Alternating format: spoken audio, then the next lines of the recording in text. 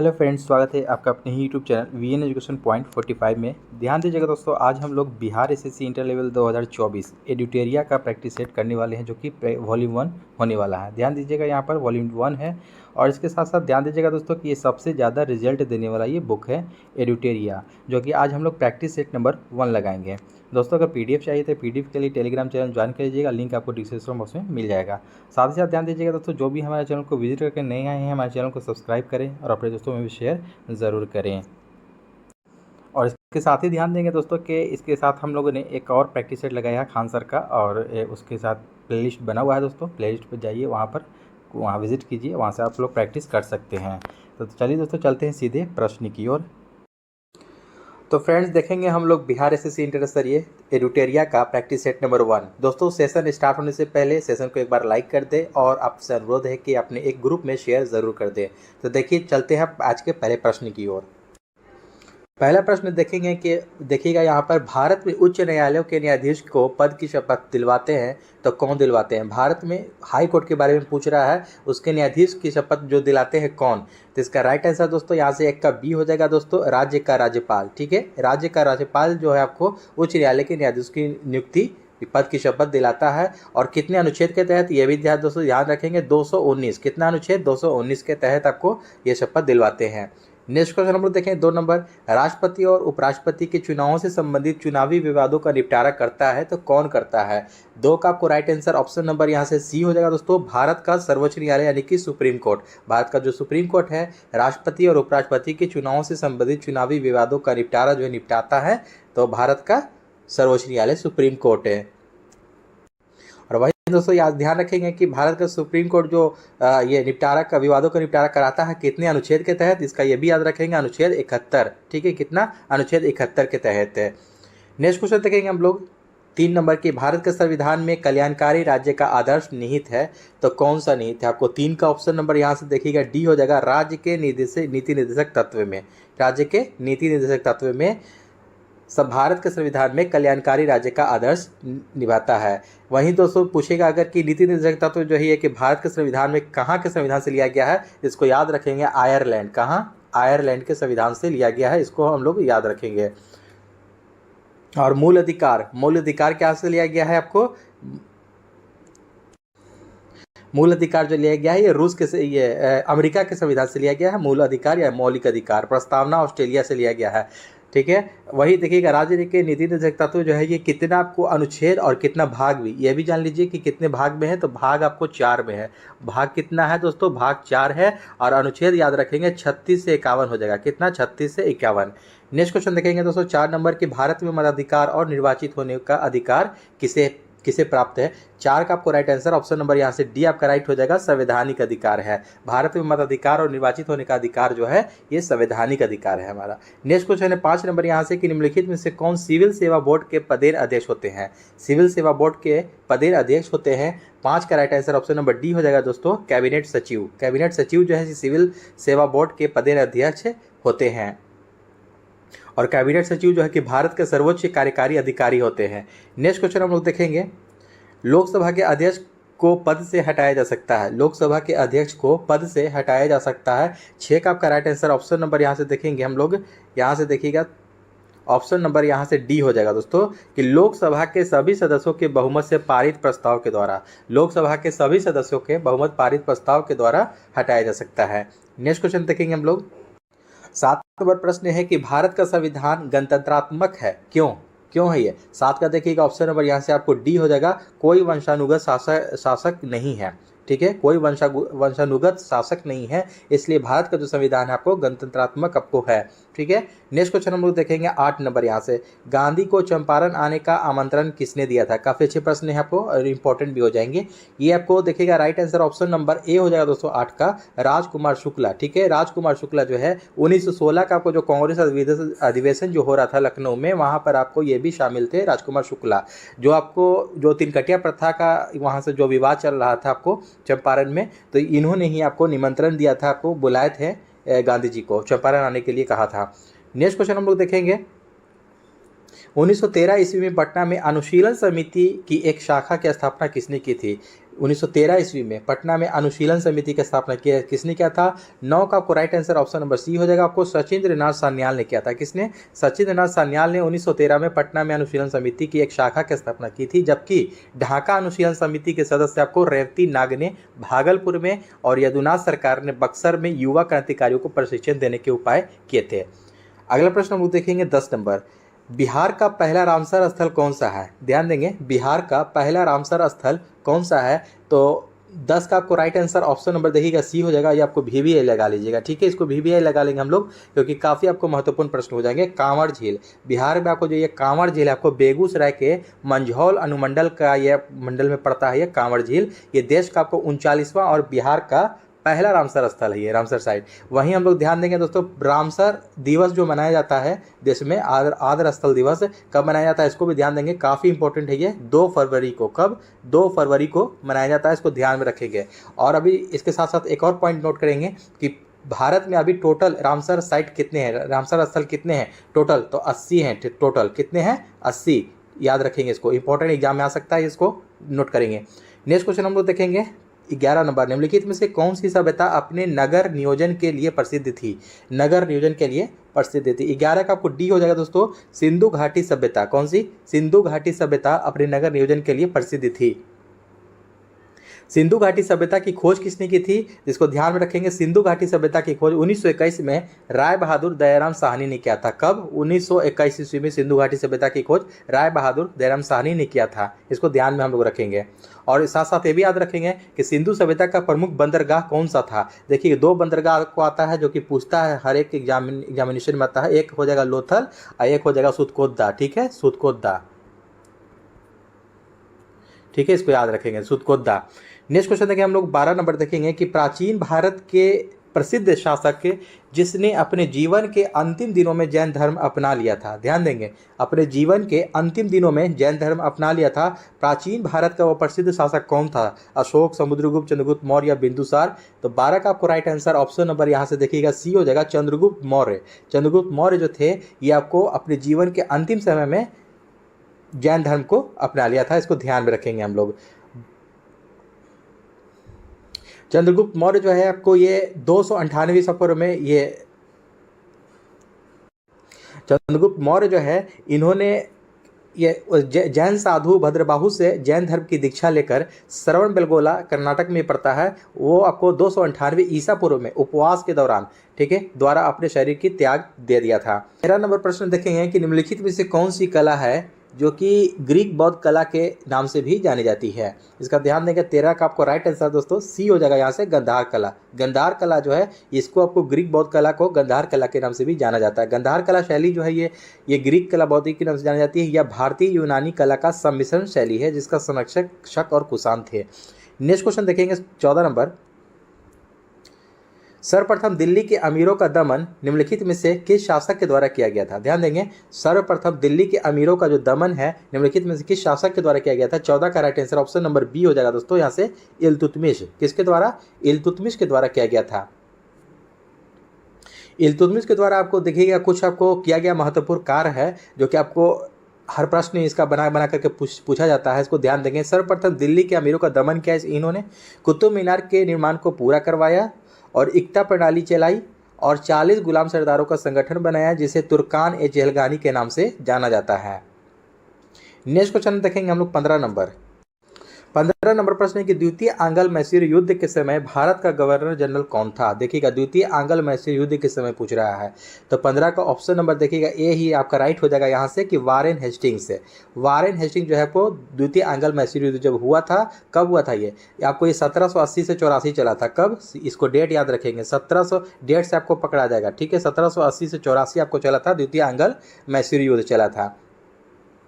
ये जो आपको उस समय गवर्नर जनरल जो आपको था वारेन हेस्टिंग्स था उस समय। नेक्स्ट क्वेश्चन देखेंगे हम लोग और साथ साथ इसे भी याद रखेंगे। तृतीय आंग्ल मैसूर युद्ध कब हुआ था? 1790 से 92 और चौथा हुआ था आपको 1799 ईस्वी में, जो कि जिसमें आपको टीपू सुल्तान की मृत्यु हो गई थी, वो मारा गया था।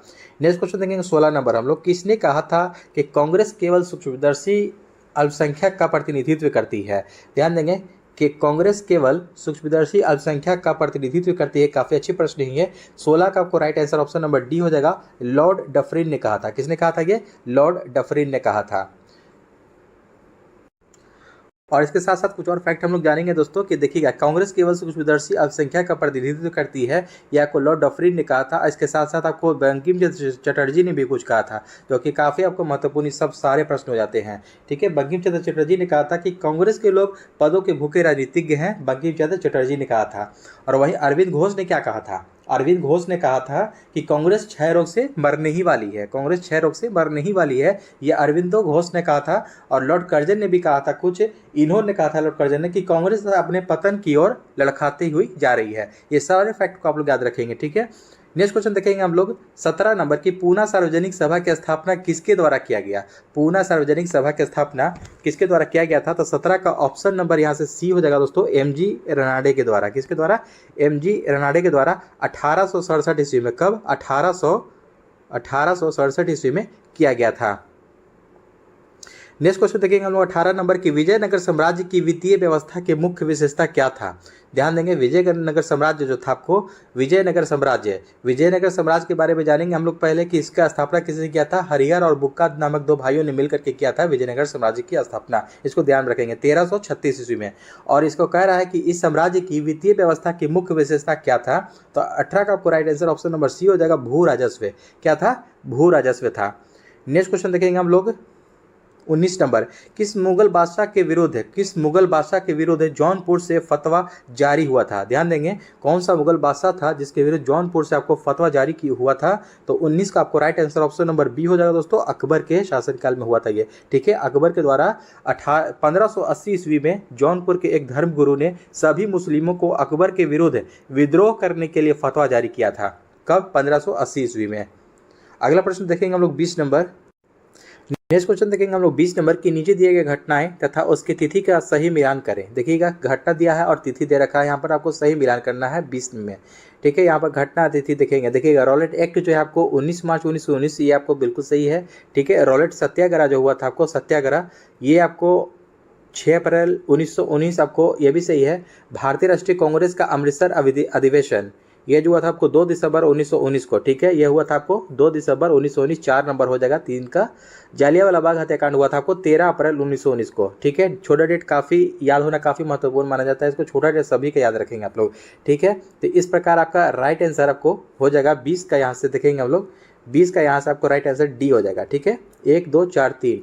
नेक्स्ट क्वेश्चन यहाँ से देखेंगे हम लोग 21 नंबर प्रश्न कहता है कि भारत अपने पड़ोसी देशों के मध्य अंतर्राष्ट्रीय सीमा जो बनाता है उसका विस्तार का आरोही क्रम बताना है। आरोही क्रम का मतलब होता है कि बढ़ते क्रम। ठीक है, सबसे पहले छोटा, फिर उससे बड़ा, फिर उससे बड़ा, इस तरह से आरोही क्रम का मतलब होता है। ठीक है, यानी कि असेंडिंग ऑर्डर। ठीक है, नेक्स्ट क्वेश्चन देखेंगे हम लोग 21 नंबर क्या हो जाएगा? इसका आपको right answer option number B हो जाएगा दोस्तों, नेपाल, पाकिस्तान, चीन और बांग्लादेश। देखिएगा, बांग्लादेश का सबसे ज़्यादा आपको 4096 आपको किलोमीटर है, जो कि सबसे ज़्यादा आपको साझा करता है सीमा, सबसे लंबा। ठीक है, 4096। वही चीन का आपको 3488 हो जाएगा आपका। फिर उसके बाद पाकिस्तान का आता है उससे कम 3323 किलोमीटर, और नेपाल से आता है 1751 किलोमीटर। ये आपको राइट आंसर ऑप्शन नंबर यहाँ से बी हो जाएगा।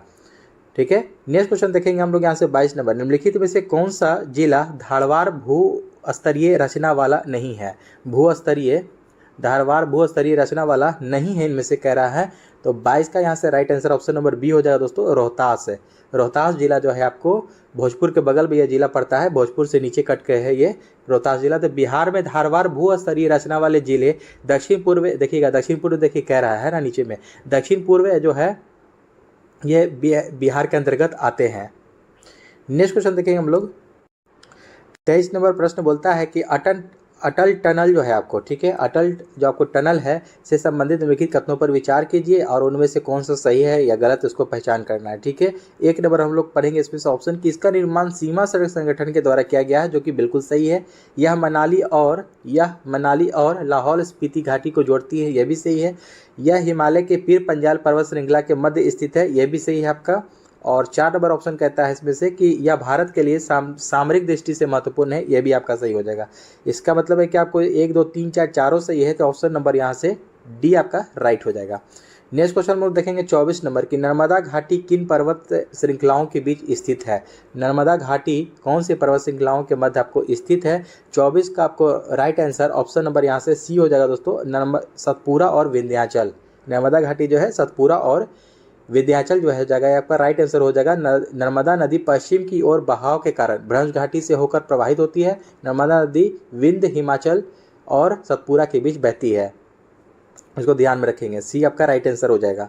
25 नंबर प्रश्न देखेंगे, इसमें देखिएगा सूची 1 को सूची 2 से मिलान करना है, इनमें से कौन सा इसमें से राइट हो जाएगा। बादाम पहाड़, देखिएगा बादाम पहाड़ आपको कहाँ पड़ता है, इसको देखेंगे हम लोग। बादाम पहाड़ जो है कि उड़ीसा में आपको ये है, कहाँ है, उड़ीसा में पड़ता है बादाम पहाड़। डल्ली राजहरा जो है ये आपको छत्तीसगढ़ में पड़ता है, ठीक है। कुद्रेमुख कर्नाटक में पड़ता है, आपको सभी लोग जानते होंगे। नोआमुंडी एक बच गया यहाँ से, झारखंड, राइट आंसर हो जाएगा। तो देखेंगे हम लोग यहाँ से आपको इसका राइट आंसर क्या हो जाएगा। 25 का यहाँ से देखिएगा, या सी वाला आपको राइट हो जाएगा यहाँ से। नेक्स्ट क्वेश्चन देखेंगे हम लोग 26 नंबर के, अफ्रीका का सर्वोच्च पर्वत शिखर माउंट किलिमंजारो अवस्थित है, तो ये कहाँ अवस्थित है। आपको माउंट किलिमंजारो पूछ रहा है। माउंट किलिमंजारो जो पर्वत है अफ्रीका का सबसे ऊंचा पर्वत शिखर, ये आपको 26 का आपको राइट आंसर ऑप्शन नंबर यहाँ से सी हो जाएगा। ये तंजानिया में है, कहाँ है, तंजानिया में किलिमंजारो। वहीं आपको जानेंगे हम लोग कि दक्षिण अमेरिका का एक सबसे ऊंचा जो पर्वत शिखर है कौन सा है, ओजस डेल सलाडो है। उत्तरी अमेरिका का भी है माउंट मैकिन्ले। यूरोप का हो जाएगा एल्ब्रूस, ठीक है, माउंट एल्ब्रूस, इसको ध्यान में रखेंगे हम लोग सारे पॉइंट्स को। 27 नंबर देखेंगे हम लोग प्रश्न, भारत में ग्रीष्मकालीन मानसून के प्रवाह की सामान्य दिशा क्या है। ग्रीष्मकालीन पूछ रहा है, ग्रीष्मकालीन मानसून के प्रवाह की सामान्य दिशा क्या है। 27 का ऑप्शन नंबर यहाँ से डी हो जाएगा, दक्षिण पश्चिम से उत्तर पूर्व, दक्षिण पश्चिम से उत्तर पूर्व है। 28 नंबर प्रश्न है कि सूची 1 को देखिए सूची 2 से यहाँ से फिर से मिलान करना है यहाँ पर, तो हम लोग देखेंगे मिलान कर लेंगे 28 नंबर क्वेश्चन का। देखिएगा उज्बेकिस्तान, ये राजधानी मिलाना है। उज्बेकिस्तान की राजधानी क्या है, ताशकंद। ध्यान देंगे, ताशकंद से कुछ समझ याद आया होगा, लाल बहादुर शास्त्री की मृत्यु जो हो गई थी 1966 ईस्वी में, ताशकंद समझौते में गए थे, यहीं उनकी मृत्यु हो गई थी। ध्यान, इसको भी याद रखना है। तजाकिस्तान की राजधानी है आपको दुशांबे, आपको सीधे सीधे देखिए दे रखा है 2 ठोका। किर्गिस्तान आपको हो जाएगा, क्या हो जाएगा, बिश्केक, ये भी आपको सीधे ही है। तुर्कमेनिस्तान की राजधानी आपको है अशगाबाद। ये आपको 1 2 3 4 राइट हो जाएगा। आपको 1 2 3 4 ए में ही दिया है आपको, ऑप्शन नंबर यहाँ से ए आपका राइट हो जाएगा। नेक्स्ट क्वेश्चन देखेंगे हम लोग यहाँ से, निम्नलिखित में से कौन मुद्रा के अवमूल्यन का सबसे संप्रभावित प्रभाव होगा। ध्यान देंगे यहाँ से, आयात में वृद्धि, निर्यात में वृद्धि, मुद्रास्फीति में कमी, या ए और बी दोनों। 29 का यहाँ से राइट आंसर बी हो जाएगा, निर्यात में वृद्धि, ठीक है। निम्नलिखित में से कह रहा है कि मुद्रा के अवमूल्यन का सबसे संप्रभावित प्रभाव क्या होगा, तो निर्यात में वृद्धि होगी तब, ठीक है। नेक्स्ट क्वेश्चन देखेंगे हम लोग 30 नंबर यहाँ से, वह दर जिस पर अनुसूचित वाणिज्यिक बैंक रिजर्व बैंक के से रातों रात धन की अतिरिक्त राशि उधार ले सकते हैं, क्या हो जाएगा, उसको क्या कहेंगे। 30 का आपको राइट आंसर ऑप्शन नंबर यहाँ से हो जाएगा बी हो जाएगा दोस्तों, सीमांत अस्थायी सुविधा दर। क्या हो जाएगा, सीमांत अस्थायी सुविधा दर, यहाँ से आपका राइट आंसर हो जाएगा। 31 नंबर प्रश्न देखेंगे कि निम्नलिखित में से कौन सा कार्य है जो कि आरबीआई से संबंधित नहीं है। नहीं के बारे में पूछ रहा है इनमें से, तो इसमें से ध्यान देंगे कि ऋण नियंत्रण करना, मुद्रा नोट जारी करना, जनता को पैसा उधार देना, और अंतिम उपाय के रूप में वाणिज्यिक बैंकों को धन उधार देना। तो यहाँ पर देखेंगे ये वाला आपको गलती हो जाएगा 3 नंबर, ठीक है। 3 नंबर से गलत है, जो कि आपको इसको यहाँ मिलान कर लेना। देखिएगा केवल 3 आपको बी में ही यहाँ पर दे रखा है, तो ऑप्शन नंबर यहाँ से 31 का बी आपको राइट हो जाएगा। देखिएगा यहाँ से मैं इसका कुछ पॉइंट है जो कि आरबीआई के द्वारा जो किया जाता है, कुछ पॉइंट्स हैं उसको मैं पढ़ देता हूँ। बैंक नोट जारी करना आपको आरबीआई करता है। सरकार के लिए बैंकर और ऋण प्रबंधक भी जो होता है आरबीआई के द्वारा। वाणिज्यिक बैंकों के अनारक्षित नकदी का संरक्षण भी करता है, ये आरबीआई के द्वारा होता है। विदेशी मुद्रा नकदी भंडार का संरक्षण आरबीआई का ये कार्य है। भारत का मौद्रिक पदाधिकारी, ठीक है। फिर केंद्रीय निकासी और लेखा निपटान और क्रेडिट नियंत्रक, जो कि मुद्रास्फीति पर नियंत्रण जो किसी को कहा जाता है वो हो जाएगा, और बैंकिंग पर्यवेक्षण, ये सब आपको कार्य जो है कि आरबीआई के ये प्रमुख कार्य है। नेक्स्ट क्वेश्चन हम लोग देखेंगे 32 नंबर की, भारत को आत्मनिर्भर एवं स्व उत्पादन अर्थव्यवस्था के रूप में स्थापित करने का प्राथमिक लक्ष्य किस पंचवर्षीय योजना का था। कौन सी पंचवर्षीय योजना का। 32 का right answer option number C हो जाएगा, तीसरी पंचवर्षीय योजना का आपको ये लक्ष्य था। क्या, स्व उत्पादक, देखिएगा, आत्मनिर्भर भारत को और स्व उत्पादक अर्थव्यवस्था के रूप में स्थापित करने का प्राथमिक लक्ष्य था आपको तीसरी पंचवर्षीय योजना में। वहीं देखेंगे हम लोग, पूछ देगा क्वेश्चन कि तीसरी पंचवर्षीय योजना कब हुई थी। ये आपको 1961 से 66 तक चली थी। कब? 1961 से 66 तक चली थी। दूसरी चली थी आपको, देखिएगा, पहला 51 से 56 चला था और दूसरा चला था आपको 56 से 61, ठीक है। 51 से 56, 56 से 61 चला था ये, इसको ध्यान में रखेंगे हम लोग। 33 नंबर प्रश्न देखेंगे कि राष्ट्रीय आय लेखांकन का जन्मदाता किसे कहा जाता है। राष्ट्रीय आय लेखांकन का जन्मदाता किसे कहा जाता है। 33 का ऑप्शन नंबर यहाँ से डी हो जाएगा, साइमन कोजिनेट्स को। किसको? साइमन कोजिनेट्स को ये राष्ट्रीय आय लेखांकन का जन्मदाता कहा जाता है। नेक्स्ट क्वेश्चन देखेंगे हम लोग 34 नंबर के, अंतर्राष्ट्रीय मुद्रा कोष एवं विश्व बैंक का मुख्यालय कहाँ स्थित है। 34 का ऑप्शन नंबर देखिएगा डी हो जाएगा, वाशिंगटन डीसी में। कहाँ? ये अमेरिका के वाशिंगटन डीसी में आपको है ये अंतर्राष्ट्रीय मुद्रा कोष और विश्व बैंक, वर्ल्ड बैंक, ठीक है। इसको ये आपको वाशिंगटन डीसी में। वहीं देखिएगा दोस्तों, डीसी का कभी कभी फुल फॉर्म पूछ देता है, जिसका फुल फॉर्म होता है डिस्ट्रिक्ट ऑफ कोलंबिया। इसको ध्यान रखेंगे, district of Columbia. Next question देखेंगे हम लोग 35 नंबर प्रश्न है कि भारत में कृषि उत्पादों से संबंधित बाजार का विनियमन कौन करता है। भारत में कृषि उत्पादों से संबंधित बाजार का विनियमन कौन करता है। 35 का ऑप्शन नंबर सी हमें से राइट हो जाएगा, कृषि उत्पाद बाजार समिति अधिनियम। कृषि उत्पाद बाजार समिति अधिनियम जो है भारत में कृषि उत्पादों से संबंधित बाजार का विनियमन कौन करता है। नेक्स्ट क्वेश्चन देखिए हम लोग 36 नंबर के, भारत ने किस देश को भेंट में 20 ब्रॉड गेज रेलवे इंजन उपहार में दिया। ध्यान देंगे, 20 ब्रॉड गेज रेलवे इंजन उपहार में दिया, भारत ने किस देश को भेंट में दिया है, गिफ्ट में, यानी कि 36 का ऑप्शन नंबर देखिएगा यहाँ से बी हो जाएगा दोस्तों, बांग्लादेश को। किसको? बांग्लादेश को दिया है। देखिएगा, अंतर्राष्ट्रीय संबंधों में वृद्धि के लिए भारत ने अपने पड़ोसी देश बांग्लादेश को 20 ब्रॉड गेज रेलवे इंजन उपहार में भेंट किए हैं। नेक्स्ट क्वेश्चन देखेंगे हम लोग 37 नंबर यहाँ से प्रश्न, भारत सरकार ने वर्ष 2023-24 में साधारण धान के लिए कितना न्यूनतम समर्थन मूल्य यानी कि एमएसपी निर्धारित किया गया है। तो 37 का ऑप्शन नंबर यहाँ से सी आपका राइट हो जाएगा, 2183 रुपया, ठीक है। 2183 रुपया यहाँ से आपका राइट हो जाएगा। नेक्स्ट क्वेश्चन देखेंगे हम लोग 38 नंबर के, किस मंत्रालय के द्वारा पोषण भी पढ़ाई भी कार्यक्रम की शुरुआत की गई है। देखिएगा, पोषण भी पढ़ाई भी कार्यक्रम यहाँ शुरुआत किया गया है, किस मंत्रालय के द्वारा, कौन सा मंत्रालय ने शुरू किया है। 38 का ऑप्शन नंबर यहाँ से बी हो जाएगा, केंद्रीय महिला एवं बाल विकास मंत्रालय। केंद्रीय महिला एवं बाल विकास मंत्रालय ने ये शुरुआत की है, पोषण भी और पढ़ाई भी। 39 नंबर प्रश्न देखेंगे यहाँ से कि चंद्रयान 3 जिसे हाल ही में प्रक्षेपित किया गया है का कुल वजन कितना है लगभग। ध्यान देंगे, चंद्रयान 3 जो आपको लॉन्च किया गया उसका कुल वजन आपको कितना है लगभग में पूछ रहा है यहाँ पर। तो इसका राइट आंसर 39 का आपको डी हो जाएगा दोस्तों, 3900 kg, ठीक है। 3900 3900 kg है, किलोग्राम। नेक्स्ट क्वेश्चन देखेंगे हम लोग 40 नंबर, इसको साथ साथ ध्यान रखें। देखिएगा 39 में जो आपको ये छोड़ा गया, आपको इसका डेट भी जान लेंगे हम लोग, काफ़ी इंपॉर्टेंट हो जाता है कि चंद्रयान 3 जो लॉन्च किया गया था 14 जुलाई, ठीक है, 14 जुलाई, इसको ध्यान में रखेंगे 2023, ठीक है। 14 जुलाई 2023 को इसरो ने LVM-3M4 रॉकेट के जरिए, LVM-3 इसका ये भी याद रखेंगे, LVM-3M4, ठीक है, M4 है, ठीक है। इसको मैक 4 इसको याद रखना है। रॉकेट के जरिए श्रीहरिकोटा सतीश धवन अंतरिक्ष केंद्र से आपको चंद्रयान 3 को लॉन्च किया गया था। इसका कुल वजन आपको 3900 kg है।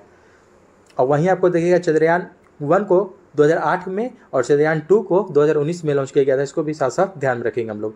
40 नंबर प्रश्न देखेंगे कि विश्व पर्यावरण दिवस 2023 का थीम क्या है। देखिएगा, विश्व पर्यावरण दिवस 2023 का थीम क्या है। 40 का ऑप्शन नंबर यहाँ से बी हो जाएगा दोस्तों, प्लास्टिक प्रदूषण के समाधान। क्या है? प्लास्टिक प्रदूषण के समाधान। इसलिए आपको VVI ये सब लगा लीजिएगा, सब प्रश्न आपको आता है एग्जामिनेशन में। विश्व पर्यावरण दिवस 2023 का थीम क्या है? प्लास्टिक प्रदूषण के समाधान। 41 नंबर प्रश्न देखेंगे कि हाल ही में किस राज्य के दुबराज चावल को GI टैग दिया गया है। ध्यान देंगे, कौन से राज्य का आपको ये दुबराज चावल है जिसको GI टैग मिला है। 41 का आपको right answer option number B हो जाएगा दोस्तों, ये आपको छत्तीसगढ़ के चावल है। कहाँ का है? छत्तीसगढ़ का चावल है ये दुबराज चावल। नेक्स्ट क्वेश्चन देखेंगे हम लोग 42 नंबर यहाँ से, और इसके साथ साथ ध्यान रखेंगे 41 के और प्रश्न में कि बिहार का भी एक चावल है, देखिएगा मरखा चावल, बिहार का मरखा चावल है जिसको GI टैग मिला है। मध्य प्रदेश का आपको रीवा आम को मिला है, लद्दाख का शिंग स्कोस को मिला है, उत्तर प्रदेश के हाथरस की हिंग को मिला है इसको GI टैग। इसको भी साथ साथ ध्यान रखेंगे हम लोग। नेक्स्ट क्वेश्चन देखेंगे हम लोग, निम्नलिखित राज्य एवं उनके राज्यपाल का कौन सा सही सुमेलन नहीं है। देखिएगा सही सुमेलन नहीं पूछ रहा है आपको। तो 42 का देखिएगा गलत हो जाएगा इनमें से आपको ऑप्शन नंबर सी, आपको त्रिपुरा गुरमीत सिंह। ठीक है, विकल्पों में जो दिया गया गलत है आपको। त्रिपुरा के राज्यपाल सत्यदेव नारायण आर्य हैं। कौन है? सत्यदेव नारायण आर्य। और ये सब आपको देखिएगा सही है। केरल आरिफ मोहम्मद खान राज्यपाल, आपको बिल्कुल सही है ये। नागालैंड ला गणेशन बिल्कुल सही है। राजस्थान का कलराज मिश्र, ये भी सही है आपको। ये आपको गलत है, ऑप्शन नंबर यहाँ से सी आपका राइट हो जाएगा। जबकि त्रिपुरा के कौन है? सत्यदेव नारायण आर्य। नेक्स्ट क्वेश्चन देखेंगे हम लोग 43 नंबर यहाँ से कि आईसीसी क्रिकेट वर्ल्ड कप 2023 में कुल कितने टीमें भाग ले रही हैं। देखिएगा 2023 जो वर्ल्ड कप ये तो हो चुका है, कितनी टीमें भाग लिया? तो 43 का 43 का ऑप्शन नंबर यहाँ पे बी हो जाएगा दोस्तों। Total 10 team. ठीक है, टोटल 10 टीम ने भाग लिया है। इसको ध्यान में रखेंगे, ये सब प्रश्न पूछे जाने वाला है। 44 नंबर प्रश्न देखेंगे कि हाल ही में बिहार का नया महाधिवक्ता किसे नियुक्त किया गया है। बिहार से जो भी रिलेटेड क्वेश्चन आएगा आपको इंपॉर्टेंट उसको लगा लीजिएगा। ठीक है, VVI। ठीक है, इसको तो 44 का right answer option number A हो जाएगा, PK शाही। ठीक है, PK शाही को बिहार का नया महाधिवक्ता नियुक्त किया गया है। नेक्स्ट क्वेश्चन 45 नंबर देखेंगे, साहित्य के क्षेत्र में नोबेल पुरस्कार 2023 से किसे सम्मानित किया गया है। साहित्य के क्षेत्र में पूछ रहा है, नोबेल पुरस्कार 2023 किसे मिला है। काफ़ी इंपॉर्टेंट प्रश्न है आपको। 45 का ऑप्शन नंबर बी हो जाएगा आपको, जॉन फासे। ठीक है, जॉन फासे को आपको दिया गया है। 5 अक्टूबर 2023 को स्वीडिश अकेडमी द्वारा नोबेल पुरस्कार 2023 की घोषणा की गई। इस वर्ष यह पुरस्कार जॉन फॉसे यानी कि नाटककार हैं आपको को दिया गया है। 2022 में यह पुरस्कार एनिए एनॉक्स को दिया गया था। 46 नंबर प्रश्न देखेंगे कि नागेवाजा शब्दावली किस खेल से संबंधित है। नागेवाजा शब्दावली कौन से खेल से संबंधित है। 46 का ऑप्शन नंबर यहाँ पे देखेंगे हम लोग बी हो जाएगा दोस्तों, जूडो। ठीक है, ये जूडो जो है इससे संबंधित है आपको नागेवाजा। जूडो कहाँ का आपको राष्ट्रीय खेल है? ये आपको जापान का है, जूडो कराटा। इसको ध्यान में रखेंगे हम लोग। नेक्स्ट क्वेश्चन देखेंगे हम लोग, प्रोलॉग किस पीढ़ी का कंप्यूटर का भाषा है। प्रोलॉग, ये आपको डी आंसर हो जाएगा इसका राइट। पंचम पीढ़ी का। कौन सी है? पंचम पीढ़ी का प्रोलॉग आपको कंप्यूटर भाषा है। कंप्यूटर की प्रमुख भाषाएं आपको कुछ और निम्नलिखित हैं जो कि मैं पढ़ देता हूँ। कोबोल हो जाएगा, बेसिक, अलगोल, पास्कल और लोगो, ये सब आपको है। ठीक है, नेक्स्ट क्वेश्चन देखेंगे हम लोग यहाँ से 48 नंबर का, अंतर्राष्ट्रीय कृषि विकास कोष का मुख्यालय कहाँ स्थित है। अंतर्राष्ट्रीय कृषि विकास कोष का मुख्यालय कहाँ स्थित है। 48 का right answer option number A हो जाएगा, रोम में है। कहाँ स्थित है? ये रोम में, आपको रोम, इटली। ठीक है, इसको ध्यान में रखेंगे हम लोग। और इसकी स्थापना कब हुई थी दोस्तों? 1974 में। इसको भी याद रखेंगे, 1974 में हुई थी। इसको ध्यान में रखना हम लोग को। नेक्स्ट क्वेश्चन देखेंगे 49 नंबर के, नकटा लोक नृत्य का संबंध किस राज्य से है। ध्यान देंगे, नकटा एक लोक नृत्य है, कौन से राज्य से संबंध रखता है ये। 49 का ऑप्शन नंबर बी हो जाएगा, ये महाराष्ट्र का है। कहाँ का है ये? महाराष्ट्र का। नेक्स्ट क्वेश्चन देखिए हम लोग 50 नंबर के, निखिल बनर्जी का संबंध किस वाद्य यंत्र से है। निखिल बनर्जी क्या बजाते हैं। 50 का ऑप्शन नंबर यहाँ से आपको ए हो जाएगा दोस्तों, सितार। ठीक है, सितार। निखिल बनर्जी सितार बजाते हैं आपको। शहनाई आपको बिस्मिल्लाह खां हो जाएगा। ठीक है, इसको ध्यान रखें। तबला आपको जाकिर हुसैन, ध्यान रखना है सबको। ठीक है, संतूर के लिए कौन फेमस है। भजन सुपारी, इसको भी याद रखेंगे। Next question 51 number, DC generator किस सिद्धांत पर कार्य करता है। कौन से आपको सिद्धांत पर कार्य करता है डीसी जनरेटर। 51 का ऑप्शन नंबर सी हो जाएगा, फैराडे के विद्युत चुंबकीय प्रेरण सिद्धांत पर यह कार्य करता है। फैराडे के विद्युत चुंबकीय प्रेरण सिद्धांत पर काम करता है आपको डीसी जनरेटर। 52 नंबर प्रश्न देखेंगे कि प्रकाश के वर्ण विक्षेपण में लाल रंग का परास कितना होता है। क्या होता है, कितना से कितना।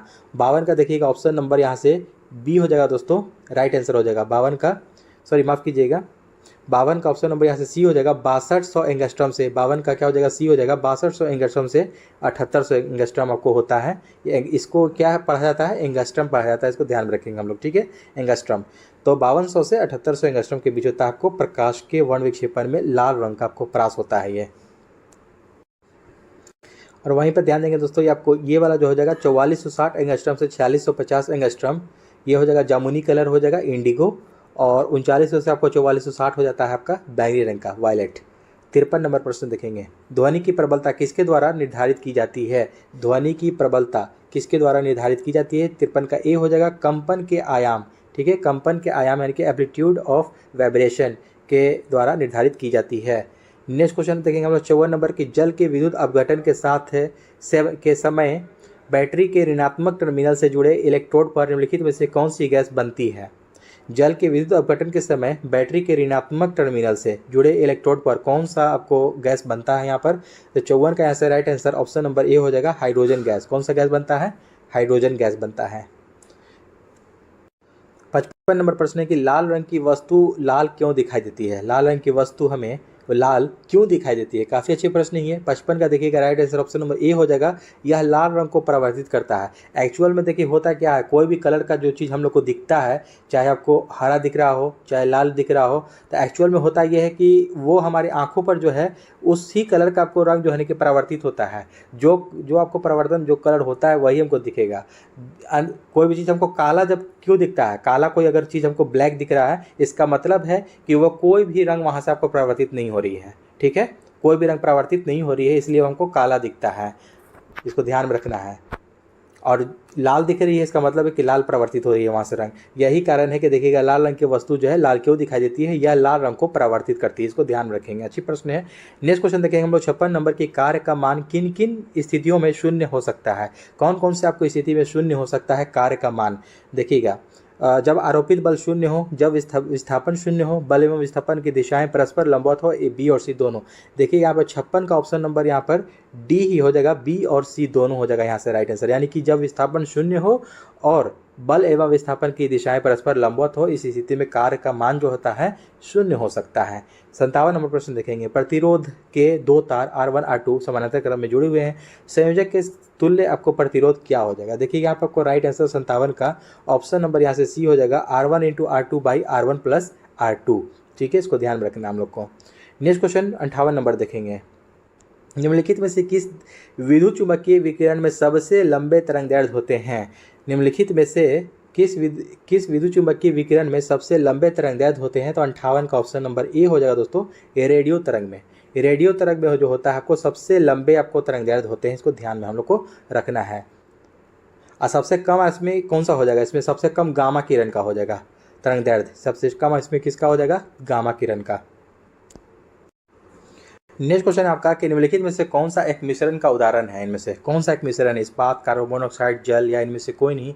59 का ऑप्शन नंबर यहाँ से ए हो जाएगा दोस्तों, इस्पात। इस्पात जो होता है स्टील, ये आपको मिश्रण का उदाहरण है। दो से मिश्रण का मतलब होता है कि दो या दो से अधिक तत्वों या यौगिकों के किसी भी अनुपात में मिलाने से बना पदार्थ जिसमें उसके अवयवों के गुण विद्यमान हो, वो आपको मिश्रण कहलाता है। जैसे कि आपको लोहा हो गया, कार्बन तथा कुछ अन्य तत्वों का मिश्र धातु, ये सब होता है। ठीक है, नेक्स्ट क्वेश्चन हम लोग देखेंगे 60 नंबर की कार्नोलाइट किस धातु का अयस्क है। कार्नेलाइट, ठीक है, कार्नेलाइट किसका आपको अयस्क है। 60 का ऑप्शन नंबर ए हो जाएगा दोस्तों, पोटेशियम। ठीक है, पोटेशियम, इसका आपको ये क्या होता है, संकेत क्या होता है, के होता है, के से डिनोट करते हैं। मरकरी वहीं आपको Hg होता है, पारा जिसको हम लोग कहते हैं, यूरेनियम का यू, एल्युमिनियम का Al होता है, सभी लोग आप लोग जानते होंगे। ठीक है, Al। तो देखिएगा पोटेशियम जो है किसका, कार्नेलाइट का, पोटेशियम का धातु का अयस्क है।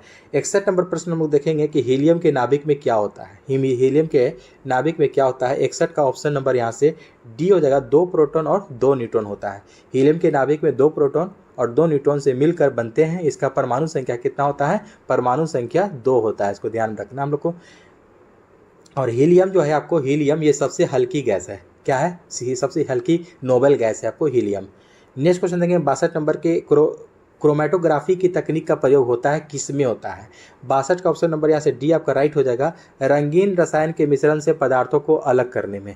रंगीन रसायन के मिश्रण से पदार्थों को अलग करने में क्रोमेटोग्राफी की तकनीक का हम लोग प्रयोग करते हैं।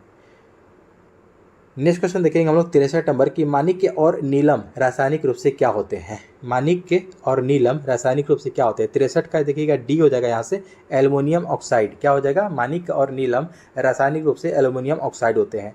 64 नंबर प्रश्न देखेंगे, जर्मन सिल्वर में चांदी का प्रतिशत कितना होता है। जर्मन सिल्वर में चांदी का प्रतिशत पूछा जा रहा है। 64 का ऑप्शन नंबर ए हो जाएगा, 0%। ठीक है ना, आप लोग कई लोग सोचते हैं कि जर्मन सिल्वर में आपको सिल्वर होता होगा, लेकिन नहीं, बिल्कुल नहीं। जर्मन सिल्वर आपको सिल्वर 0% होता है। वहीं देखिएगा जर्मन सिल्वर आपको किस किस चीज़ का आपको मिश्र धातु है ये। तो जर्मन सिल्वर में आपको तांबा होता है, जस्ता और निकेल। तांबा, जस्ता, निकेल। तांबा 50%, जस्ता 35% और निकेल 15%, ये मिश्र धातु है। इसमें चांदी बिल्कुल भी नहीं होते हैं। 65 नंबर प्रश्न है कि निम्नलिखित में से किस पदार्थ की विशिष्ट ऊष्मा आपको सर्वाधिक है। विशिष्ट ऊष्मा, ठीक है, इसका आपको ऑप्शन नंबर देखिएगा सी हो जाएगा, एल्कोहल। ठीक है, एल्कोहल की विशिष्ट ऊष्मा आपको इसमें से सर्वाधिक होती है। एल्कोहल की आपको देखिएगा कैलोरी ग्राम पर डिग्री सेंटीग्रेड में आपको हो जाएगा कितना, एल्कोहल का 0.60 हो जाएगा वहीं आपको अगर कार्बन देखा जाए तो कार्बन का 0.17 होता है। और क्या दे रहा है यहाँ पर, बर्फ़ का हो जाएगा आपको 0.50 और लोहा का हो जाएगा आपको यहाँ पर 0.11। इसलिए आपको सबसे ज़्यादा आपको हो जाएगा एल्कोहल का, कितना, एल्कोहल का 0.60। 66 नंबर प्रश्न देखेंगे हम लोग कि ऑक्सीकरण के संबंध में निम्नलिखित में से कौन सा कथन सत्य है कि पूछ रहा है। ठीक है, तो इलेक्ट्रॉन का त्याग होता है, ऑक्सीजन का संयोग होता है, विद्युत धनात्मक समूह से अनुपात में वृद्धि होती है, उपयुक्त में से एक से अधिक। ऑप्शन नंबर यहाँ से डी आपको राइट हो जाएगा, उपयुक्त में से एक से अधिक, यानी कि तीनों काम होता है। नेक्स्ट क्वेश्चन देखेंगे हम लोग 67 नंबर की, मस्टर्ड गैस का उपयोग किया जाता है किसमें, मस्टर्ड गैस का उपयोग 67 का बी हो जाएगा दोस्तों, रासायनिक युद्ध में। क्या हो जाएगा, मस्टर्ड गैस का जो उपयोग है आपको, ये आपको रासायनिक युद्ध में हम लोग करते हैं। मस्टर्ड गैस एक जहरीली गैस है जिसका रासायनिक नाम डाइएथिल सल्फाइड है। इसका प्रयोग प्रथम विश्व युद्ध में रासायनिक आयुध के रूप में किया गया था, मस्टर्ड गैस का उपयोग। नेक्स्ट क्वेश्चन देखेंगे हम लोग, निम्नलिखित में से कौन एक विस्फोटक नहीं है, इनमें से कौन सा एक विस्फोटक नहीं है, नाइट्रोक्लोरोफॉर्म, टीएनजी, टीएनटी या पोटेशियम क्लोराइड। क्या हो जाएगा 68 का, देखिएगा ऑप्शन नंबर ए हो जाएगा आपको नाइट्रोक्लोरोफॉर्म, ये आपको विस्फोटक नहीं है। लेकिन आपके ट्राइनाइट्रो ग्लिसरीन आपको हो जाएगा, ट्राइनाइट्रोटोल्यूइन हो जाएगा, पोटेशियम क्लोराइड हो जाएगा, ये तीनों आपको विस्फोटक है। 69 नंबर प्रश्न देखेंगे हम लोग कि पृथ्वी पर सबसे पुराना जीव कौन सा है, पृथ्वी पर सबसे पुराना जीव कौन सा है। 69 का ऑप्शन नंबर ए हो जाएगा नीलहरित शैवाल। ठीक है, नीलहरित शैवाल जो है आपको सबसे पुराना है, जिसे साइनोबैक्टीरिया भी कहते हैं। क्या कहते हैं इसको हम लोग, साइनोबैक्टीरिया के नाम से भी जानते हैं। वे जो है कि अपना धूप और पानी से खाना बनाते हैं, परिणाम स्वरूप ऑक्सीजन का उत्पादन हुआ जिससे अन्य जीवों के विकास में मदद मिली। गर्भ, नेक्स्ट क्वेश्चन देखेंगे, गर्भ रुधिर वाले जंतु वे होते हैं जो अपने शरीर के तापक्रम को क्या करते हैं। 70 का ऑप्शन नंबर देखिएगा डी यहाँ से हो जाएगा, हमेशा एक सा बनाए रखते हैं। गर्भ रुधिर वाले जंतु वे होते हैं जो अपने शरीर के तापक्रम को, अपने शरीर के टेम्परेचर को हमेशा एक सा बनाए रखते हैं। नेक्स्ट क्वेश्चन देखिए हम लोग 71 नंबर, यहाँ देखिएगा सूची 1 को सूची 2 में यहाँ से मिलान करना है। यहाँ पर नेक्स्ट क्वेश्चन देखेंगे, यहाँ पर देखेंगे सूची 1 को सूची 2 से मिलान करना है। देखिएगा सुंदरी क्या हो जाएगा आपको, देखिएगा ए का हो जाएगा, सुंदरी का ए का देखिएगा 2 हो जाएगा, न्यूमेटोफोर हो जाएगा। क्या हो जाएगा, न्यूमेटोफोर। अमरबेल, अमरबेल क्या हो जाएगा, ये आपको हो जाएगा आपका 1 नंबर चला जाएगा। ठीक है, अमरबेल। चूसन मूल, ठीक है, चूषण मूल। सिंघाड़ा का क्या हो जाएगा, इसका हो जाएगा आपको 4 में चले जाइए, स्वांगीकारक मूल। और प्याज का हो जाएगा आपको भूमिगत तना है। क्या है, भूमिगत तना है। तो इसका राइट आंसर ऑप्शन नंबर यहाँ से देखिएगा बी हो जाएगा, यहाँ से राइट। नेक्स्ट क्वेश्चन देखेंगे हम लोग 72 नंबर के, शल्य क्रिया में और ऑर्थोप्लास्टी क्या है। देखिएगा शल्य क्रिया में कह रहा है कि ऑर्थोप्लास्टी क्या है शल्य क्रिया में। 72 का आपको राइट आंसर ऑप्शन नंबर यहाँ से सी हो जाएगा दोस्तों। ऑर्थोप्लास्टी में क्या होता है कि कुल्हे के जोड़ का प्रतिस्थापन होता है। इसमें क्या होता है, कुल्हे के जोड़ का प्रतिस्थापन। शल्य क्रिया में ऑर्थोप्लास्टी द्वारा कुल्हे के जोड़ का प्रतिस्थापन किया जाता है इसमें। नेक्स्ट क्वेश्चन देखेंगे हम लोग 73 नंबर प्रश्न है कि मानव शरीर में पाचन का अधिकांश भाग किस अंग में संपन्न होता है। मानव शरीर में पाचन का जो अधिकांश भाग है कौन से अंग में हमारे शरीर में आपको संपन्न होता है। तो देखिए काफ़ी अच्छे प्रश्न है और इंपॉर्टेंट प्रश्न है। आपको 73 का right answer option number C हो जाएगा दोस्तों, छोटी आंत। यहाँ से क्या हो जाएगा, छोटी आंत में होता है। अंत रूप से आपको अंतिम रूप से छोटी आंत में जाकर के खाना हमारा भोजन जो है कि पचता है। नेक्स्ट क्वेश्चन देखेंगे 74 नंबर की, इंसुलिन में निम्नलिखित में से कौन सी धातु उपस्थित होती है। इंसुलिन में कह रहा है, ठीक है, इंसुलिन में। 74 का ऑप्शन नंबर देखिएगा बी हो जाएगा दोस्तों, इंसुलिन में। इंसुलिन में निम्नलिखित में से कौन सी धातु जो है कि उपस्थित होती है। 74 का बी हो जाएगा जस्ता, ठीक है, जस्ता। इंसुलिन एक प्रोटीन या पेप्टाइड हार्मोन है जो अग्न्याशय के लैंगरहैंस के द्वीपकाओं के बीटा सेल से निकलता है। कौन से, आपको इंसुलिन जो निकलता है ये अग्न्याशय के आपको बीटा सेल से, याद रखेंगे बीटा सेल से ये निकलता है। इसको ध्यान में रखना हम लोग को, स्रावित होता है जिसमें जस्ता उपस्थित होता है। क्या उपस्थित होता है, जस्ता उपस्थित होता है। इंसुलिन की कमी से कौन सा रोग हो जाता है दोस्तों, तो मधुमेह रोग हो जाता है। इसको ध्यान रखना है, ठीक है, मधुमेह, ठीक है, इसको ध्यान में रखना है। नेक्स्ट क्वेश्चन देखिए हम लोग 75 नंबर और इस सेट का अंतिम प्रश्न है कि हेपेटाइटिस रोग से मनुष्य के शरीर का सीधा प्रभावित होने वाला अंग कौन सा है। देखिएगा हेपेटाइटिस जो रोग होता है मनुष्य के शरीर का कौन सा आपको अंग जो है कि प्रभावित होता है। तो 75 का ऑप्शन नंबर यहाँ पर ए ही सही हो जाएगा दोस्तों, यकृत, ठीक है। लीवर आपको इन्फेक्टेड हो जाता है, जो पीलिया जो होता है उसी को बढ़ करके आपको आगे ये उसमें रूप धारण कर लेता है ये hepatitis B. Hepatitis A B C D जो होता है ये सब, ये एक संक्रामक रोग है। क्या है, संक्रामक रोग है जो कि हेपेटाइटिस बी नामक वायरस होता है। इससे लीवर में सूजन एवं जलन पैदा हो जाती है, इसको ध्यान रखेंगे, ठीक है। तो दोस्तों आई होप कि अच्छा आज का भी सेशन ये अच्छा लगा हो। एडिटेरिया का ये पहला आपको सेट था, इसके बाद मैं इसका पूरा सेट आपको लगवाऊंगा। तो दोस्तों आपसे एक अनुरोध है कि इस सेशन को लाइक कर दें और अपने दोस्तों में शेयर भी कर दें। तो चलिए मिलते हैं नेक्स्ट सेट में। जय हिंद।